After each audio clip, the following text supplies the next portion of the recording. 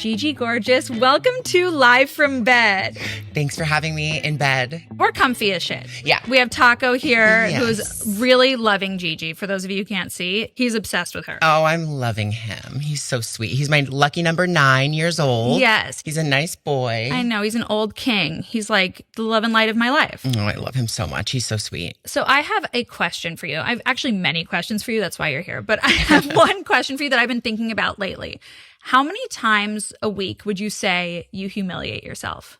Ooh, humiliate. Embarrass yourself. Probably once or twice a day. Yeah, me too. Yeah. I think that's healthy. I'm very self-deprecating. What do you mean? Are we talking like fart out loud? I mean, if that was in front of someone that you weren't comfortable farting out loud, you know what I mean? Then I would hold it in. But like, I don't know. I'm very not easily embarrassed. So I feel like, I mean, I'm very clumsy. So like a trip is like, you can't help that. Yeah. But I'm like, trips, like, come on. We all, you know. It can be embarrassing though. 100%. You know what I mean? 100%. And with the wrong audience. Honestly, maybe once a day, Yeah. I would say. How about you? I think once a day is healthy. I was actually keeping track the other day, and I was actually realizing how many things that I find embarrassing. I think my umbrella of embarrassing is larger than most. Okay. You know, like I think a lot of things are embarrassing. Oh, okay. I also speak for a living, so I'm constantly saying humiliating things. Okay, maybe that, yeah, the slip of the tongue is very much like, oh, well, I just let that out, so I can't get it back. Yeah, I guess maybe that's where I get embarrassed too. Do you ever, so you started this whole shebang in 2008. You started posting videos on YouTube.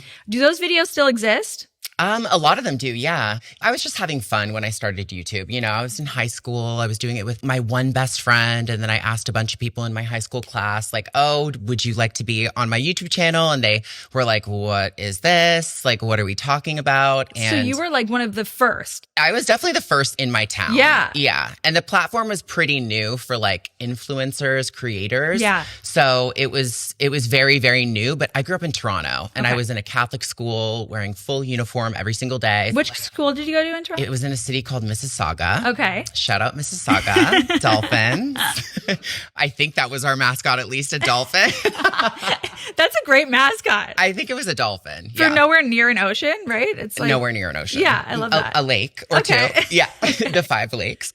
It was just very much like new and people really didn't know what I was doing, but it was really fun. I mean, when you're young and creative and stuff, you want to be in front of a camera, even if you're like this straight football jock. And, you know, I asked a couple of those to come on my YouTube channel and like act a certain role and they had fun with it.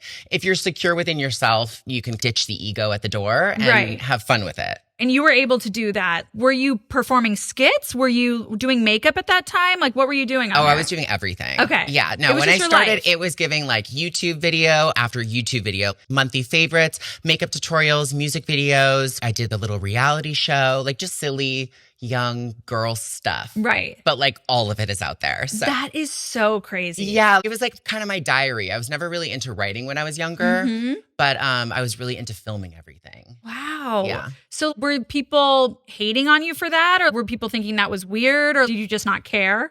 I think people definitely thought I was weird. Yeah. Yeah. And you're like laughing straight to the bank. I wasn't making money at the time, so I wasn't. Right. But, you know, it was very much just like, I don't know. I do this when I go home from school, and what do you do? Right. Exactly. You know, like I maybe think you're weird too. So you hadn't transitioned yet when you first started. No, not for many years. Wow. So you started in 2008 and you announced your transition in 2013, right? Was that when it was? I was 19. I'm like, that's what your Wikipedia says. But I Oh, don't okay. know. So maybe that's right. Yeah. I'm so bad with years and stuff, but I know I was 19 years Okay. old. Yeah. And how old were you when you started YouTube? I think I was like 15. Okay. I want to say. Okay. Yeah. So when was the first time that you remember feeling out of place in your own body, or the gender that you were wasn't the gender that you felt inside? So I always felt that way, Yeah. honestly. I think my earliest memory is, you know, me just befriending girls and playing jump rope in high school and not feeling like myself. My mom used to tell this story, which is so cute and so surreal, that I used to put this washcloth from the kitchen on my head with a rubber elastic band.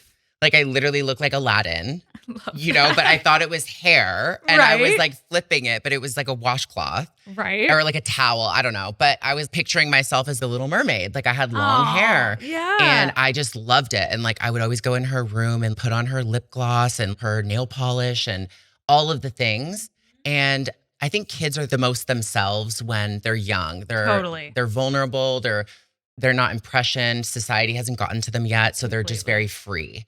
And I was very much like that. And then when society got to me, I was being called names in school, and the world just got to me, and I just was like, oh, okay, let me suppress this. Right. So I did for so many years.